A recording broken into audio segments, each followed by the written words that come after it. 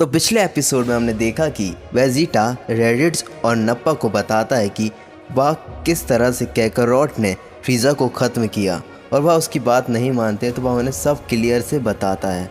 और हम देखते हैं कि वह डिसाइड करते हैं कि वह अर्थ में जाएंगे, और जब वह अर्थ में पहुंचते हैं तो उन्हें कैकारोट नहीं मिलता है, बल्कि उनकी जगह उसे सुनने मिलता है कि 12 साल पहले सायन यहाँ पर आया था और उसका नाम था ब्रॉली, जो कि अभी उन्हें नहीं पता होता है। तो वह वहाँ पर डिस्कशन कर रहे होते, तभी वहाँ गियू फोर्स पहुँच जाती है और वह उन पर हमला करने लगती है। वह उन्हें बताते हैं कि हमने देखा है कि सायन ने फ्रीज़ा को ख़त्म किया है, पर वह उसकी बातों को नहीं मानना चाह रहे थे और वह उसकी बातें नहीं मानते हैं। तो अब हम देखते हैं कि आगे क्या होता है। गियू फोर्स वेजिटा, रेडिट्स और नाप्पा की बातें नहीं मान रहे थे, उन्हें लगातार वार कर रहे थे। दूसरी ओर हम देखते हैं कि ब्रॉली जी सिटी में होता है और उसे 7 दिन का वीकेंड मिलता है। तो वह सोचता है कि क्यों न वह अपने डैड मॉम से मिले जिन्होंने उसे अडॉप्ट किया है। तो वह उनके पास जाने का प्लान बनाता है। तभी वह टीवी स्क्रीन में कुछ ऐसा देखता है कि वह उसके लिए एक नाइटमेयर साबित हो जाता है। और हम देखते हैं कि 6 घंटे पहले गियू फोर्स को आए वहाँ पर हो चुके थे। तो ऐसा क्या देख रहा है ब्रॉली, इसकी वजह से उसे ऐसा लग रहा है। तो जो फार्म लैंड था, जो कि उसका घर था, वह पूरी तरह से जल चुका था। उसका दिमाग काम करना बंद कर देता है क्योंकि उसका घर पूरी तरह से जल चुका था। वह ब्यूटीफुल फॉर्म बिल्कुल जल चुका था। ब्रॉली यह सब देखकर पहली बार ज़िंदगी में एक नेगेटिव इमोशन लाता है। उसने जीवन में आज तक इतना गुस्सा कभी नहीं किया था जितना वह अभी कर रहा होता है। दूसरी ओर हम देखते हैं कि वेजिटा गियू फोर्स से कह रहा होता है, क्या तुमने यह महसूस किया? वो आ रहा है, वो कैकारोट आ रहा है जिसने फ्रीज़ा को हराया था, जिसने एलिमिनेट किया है। दूसरी ओर हम देखते हैं कि ब्रॉली बिल्कुल रेस से भरा होता है और वह एकदम से जंप करता हुआ फ्लाई कर जाता है और 3 मिनट बाद वह गियू फोर्स के पास पहुंचता है। तभी गियू फोर्स एक स्काउटर से उसकी पावर देखने की कोशिश करते हैं, जो कि आती है 90,000, और यह गियू फोर्स के सामने कुछ भी नहीं होता है। तभी वेजिटा बिल्कुल डैमेज होता है और वह आंख भी नहीं खोल पा रहा होता है। वह देखकर बोलता है, यह तो कैकारोट नहीं है, और वह तुरंत ही बेहोश हो जाता है। ब्रॉली सब कुछ छोड़ देता है, वहाँ पर देखता है कि उसका घर पूरी तरह से जल चुका है और वह पूरा रेस से भर जाता है।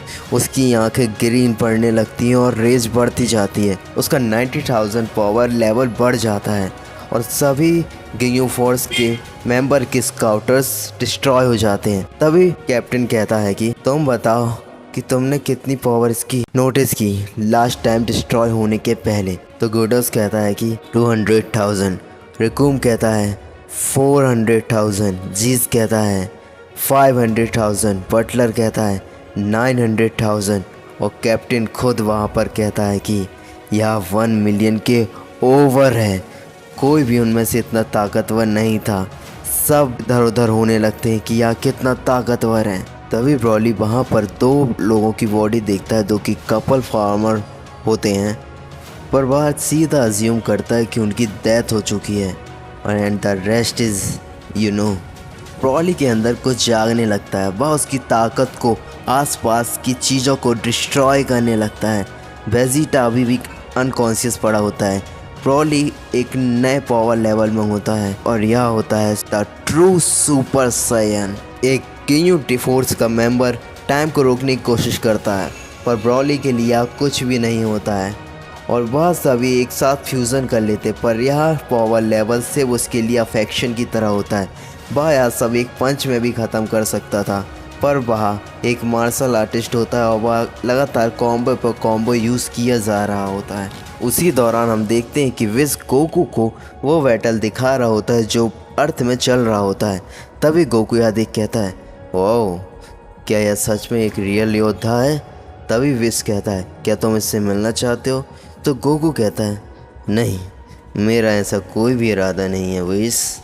मुझे यहाँ अभी भी फाइटर की तरह नहीं लग रहा है, मुझे एक रियल फाइटर चाहिए।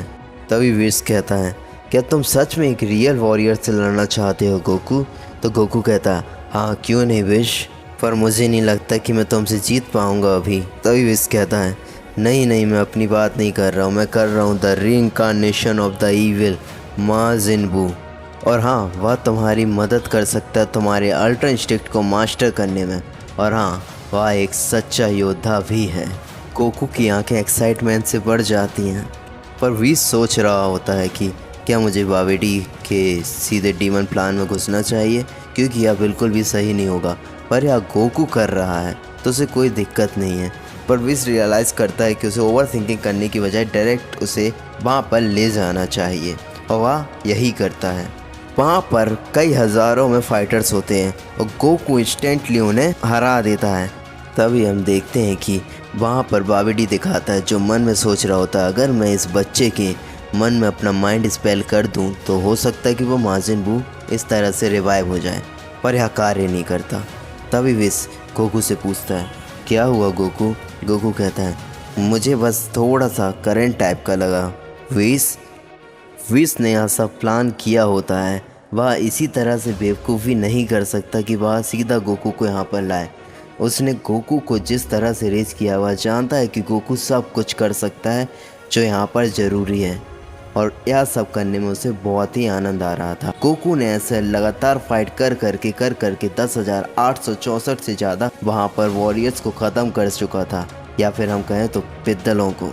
और गोकू की लड़ाई से जो एनर्जी कलेक्ट हुई थी, वह एनर्जी काफ़ी थी जो कि माजिन बू को जगा सके। और यही होता है, माजिन बू रिवाइव हो जाता है। पर उसके साथ साथ 2 डीमन और बचते हैं, जिनका नाम होता है बावेडी और डावरा। और अगर व्हीस ने उसे ऑर्डर दिया था कि तुम्हें सारे डीमंस को ख़त्म करना है, तो वह भी उसके रास्ते में आ रहे थे, और वह कर देता है यह काम। और वह व्हीस से जाकर कहता है, व्हीस क्या हो गया काम? तभी व्हीस को स्टाफ माजिन बू के ऊपर रखते हुए वह देख कहता है कि व्हीस, तुम यहाँ क्या कर रहे हो? तुम जानते हो ना यह मेरा अपोनेंट है। तभी व्हीस कहता है, हाँ मैं जानता हूँ, मैं बस इसमें से ग्रैंड सुप्रीम को निकाल रहा हूँ ताकि वह इस दुनिया का थोड़ा और भला कर सके। और हाँ, इसकी बदौलत मैं इसमें इन्वॉल्व था और कुछ इसमें प्रॉब्लम हुई, ऐसा कुछ भी मुझे सुनने नहीं मिलेगा।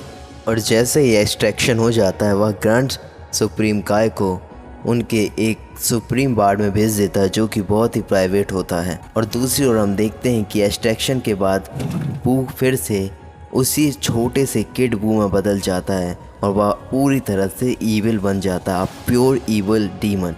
दूसरी ओर हम देखते हैं कि ब्रॉली बैटल के बाद कई घंटों तक वहाँ खड़ा रहता है। वह इसी सदमे में होता है कि यह क्या हो गया, और तभी वह देखता है कि वह दोनों फार्मर कपल धीरे धीरे उठने लगते हैं। वह से बचने के डर से इधर उधर भागकर एग्जॉशन के कारण गिर चुके थे, और ब्रॉली ने उन्हें डेथ समझकर इतना रेज में भर गया, और वह यह देख बहुत खुश होता है। अब क्या होगा जब बैटल होगा, the kid Goku versus kid Buu, it's gonna be real fun. देखते रहिए हमारी यह सीरीज, और हमें सब्सक्राइब करना और वीडियो को लाइक करना मत भूलिएगा। और कमेंट बताइएगा वीडियो कैसा लगा और आपको अगला पार्ट चाहिए कि नहीं।